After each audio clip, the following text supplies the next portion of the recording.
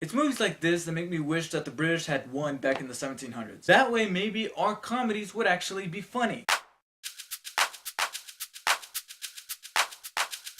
The Three Flavors Cornetto trilogy comes to an end as Edgar Wright, Simon Pegg, and Nick Frost team up again to bring us The World's End. After 13 years, a 40-year-old man-child decides to rejoin his old group of friends from high school to reattempt the Golden Mile, a pub crawl crossing 12 different pubs ending with the infamous The World's End. However, as they stumble and they shamble drunk through the town of New Haven, they discover that something is amiss, and the town isn't what it used to be, elevating things to apocalyptic proportions. I was a huge fan of Shaun of the Dead. I've seen that movie maybe now 2 or 3 times. Unfortunately, I have missed Hot Fuzz for a very long time. Until last night, I finally got to watch Hot Fuzz, and I can honestly say that I'm also a huge fan of Hot Fuzz. Even though I didn't like it, I didn't think it was up to par to Shaun of the Dead because of a couple of missing, things that Shaun of the Dead had. This, I will say, is more on par with Shaun of the Dead, and I absolutely love this movie, and I think that it's an excellent end to the trilogy of the Three Flavors Cornetto trilogy. Because this is one of those trilogies that didn't start off as being a trilogy, it was just one movie, and then they made a second one that just happened to have a cornetto in it, so they said, oh, well, let's make a third one with another cornetto, only this time a different flavor. And they have stated that just because this is the end of the trilogy, that doesn't mean that Simon Pegg, Nick Frost, and Edgar Wright are not going to make any more movies. They will. This movie feels very much like the other two, in terms of style, in terms of comedy, in terms of character, in terms of dialogue. It's all pretty much the same. Now, to say it's the same doesn't do it justice, because there's more to it. Because saying that it's the same, it makes it sound like it's a recycled from the first two movies. Not at all. This feels like, this makes the trilogy, if you will, like a bit of a 3-part miniseries in which each part is literally, an hour and a half to 2 hours.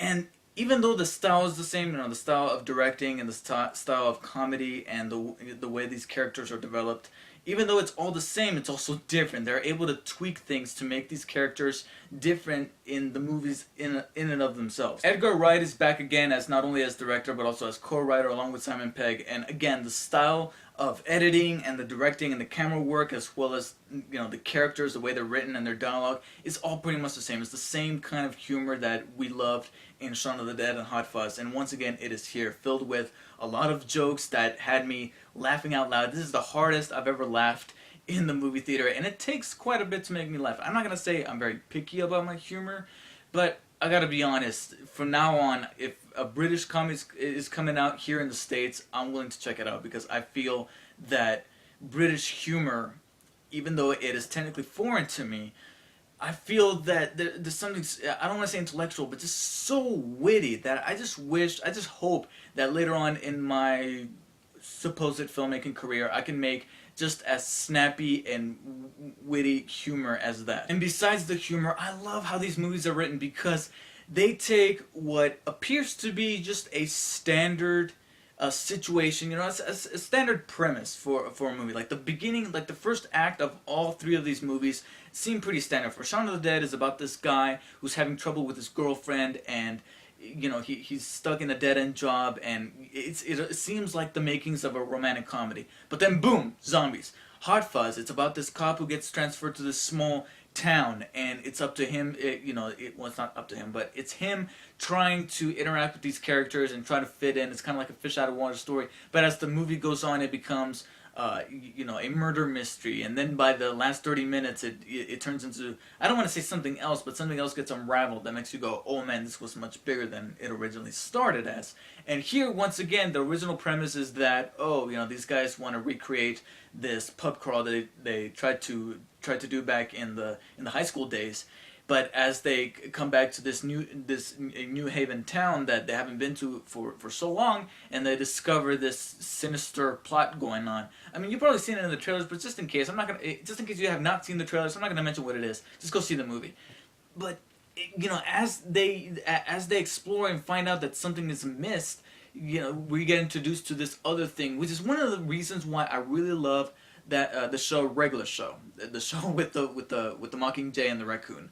I love that show because even though it stars animals and gumball machines and yetis, these characters are regular types. Like our 2 main protagonists, they're a little hipsterish in terms of their work ethics, but they translate as regular characters, as regular human beings. But what I love about that show is that every single show, every single episode, the first half, it starts off as just a regular premise, and then as the episode goes on, it turns into something just out there that you weren't exactly expecting and very otherworldly, if you will. All three movies of the Three Flavor Cornetto trilogy are pretty much the same. The only one that I think probably comes out as being the weaker one will probably be Hot Fuzz, because unlike Shaun of the Dead and The World's End, it doesn't have that supernatural flavor, if you will. It doesn't have that element that makes you go, that otherworldly element, no pun intended, I guess you could say. And along with that, not to spoil anything, but let's just say that the ending was a little clean. It was pretty much a happy ending, whereas Shaun of the Dead doesn't have a totally happy ending. It has some happy things, but some other unhappy things. And without giving too much away, The World's End also ends in a similar tone where, hey, it's a bit bittersweet, but sometimes endings, have a deeper emotional impact when they end in a bittersweet tone. But it makes sense. It doesn't feel like a bullshit ending where you're like, oh wow, why did that have to happen? No, you understand why it happened. And along with that, you also understand, the direction that the premise takes, starting off as a normal situation and then ending, and I don't want to say something ridiculous, but something that, completely unexpected, because it doesn't just, punch you from the left and just say, boom, here it is, like a certain video game that I just recently reviewed. Unlike that, this, slowly builds up to that. And when I say slowly, I'm not saying that the movies are slow, but it takes its time introducing little hints of what is going on behind the scenes before finally saying, boom, this is what's happening.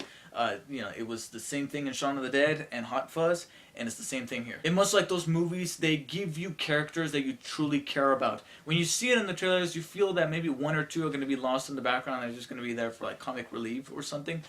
But no, every single character is introduced properly, and the introduction to these characters is great, and also you spend an equal amount of time with them to make you care about them. So when something happens to them, even if they may be an asshole, like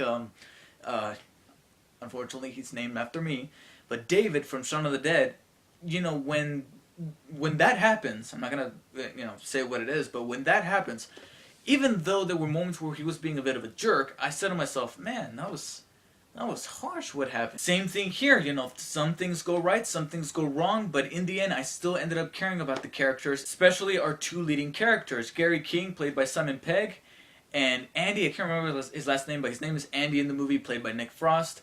I find it funny that the personalities for these two characters are a bit polarizing compared to their personalities in their Shaun of the Dead characters, because it's quite the opposite. Here, the main character is a bit of a man-child. He's still stuck back in 1990, where he just wants to drink and party and live hard and just not go anywhere in life. I said life. But the rest of his friends have literally moved on beyond their years to where they're all of them have these corporate jobs and everything. And out of all of them, the straightest man is Nick Frost's character, which I find, like I said, polarizing, considering the fact that, well, I don't want to say polarizing, but ironic, considering that his character in Shaun of the Dead was Gary King's character in this movie. And that just comes to show you how great these actors are, because every actor in this movie is amazing, in terms of performance, in terms of being funny, their timing, it's all great. British people have the best timing when it comes to some of the comedy, even to making noises. Like there's certain jokes in this movie where it's not even a punchline, it's just a joke, like like something weird like that. And they still managed to make me laugh with that because of their timing, because of their impeccable timing, something that a lot of American comedies like these days, because, man. But all of these guys were great. They were great characters, and it's something that Edgar Wright and Simon Pegg know how to write, because they did the same thing in Shaun of the Dead and Hot Fuzz, and here it does not let up once again. And along with having characters that you genuinely care about, this movie also has good fill of heart. Even though I will say that something gets revealed later on in the movie that, when you see it, it genuinely tugs on your heartstrings. I went on myself like, oh man, that kind of sucks. But then when the movie ends, I think back to myself, I'm like, that thing that gets revealed, almost didn't really matter, but just a nitpick, totally forgivable. And the only thing that I can think of that this movie has over the other two movies would probably be a budget. I'm not gonna say exactly what happens, of course, for spoilers, but towards the third act, the budget starts to show. And when I say that, I'm not saying, oh, the effects look cheap. No, quite the opposite. I was like, wow, they went as big as that. What better way than to go out with a bang to end the trilogy? So I'm not gonna say that this was better than Shaun of the Dead or Hot. Actually, I will say it's better than Hot Fuzz, because I do say that in terms of all three movies within the trilogy, I'm gonna say that Hot Fuzz is the weaker one because it didn't have that supernatural element like the other two movies did, and I feel like the ending was a little too clean. Yeah, it was a very happy-go-lucky kind of ending. Even though I still liked it, and saying that it's the weaker movie doesn't mean that it isn't a great movie. It is. The World's End is better than that, but I feel like it's on par with Shaun of the Dead, to where you can watch either Shaun of the Dead and The World's End, or you can watch all three movies and still think to yourself, this is an amazing trilogy that wasn't meant to be a trilogy in the first place, and still have a really great and hilarious time. With great characters, great humor. I haven't laughed this hard in quite a while. There's several jokes in here that I'm going to keep repeating to myself in my head, and every time I'm so tempted to tell my friends this is the joke, but I don't want them to. I don't want to. I just want to tell them to go see the movie. But, great comedy, great performances by all these actors with, again, great characters. Some clever plotting once again by taking a regular premise and then expanding it into something, quite different, much like the other two movies, but still staying true to form with those other movies that Edgar Wright and Simon Pegg have been creating all this time. And also, the only thing that this movie has over the other two movies is that it actually literally goes out with a bang by having all these great special effects and very nice and nicely choreographed fights. I'd say that The World's End is one of my favorite films of the year. I give The World's End a 9.5 out of 10, which is an A. Thank you guys for watching, and I'll see you guys later.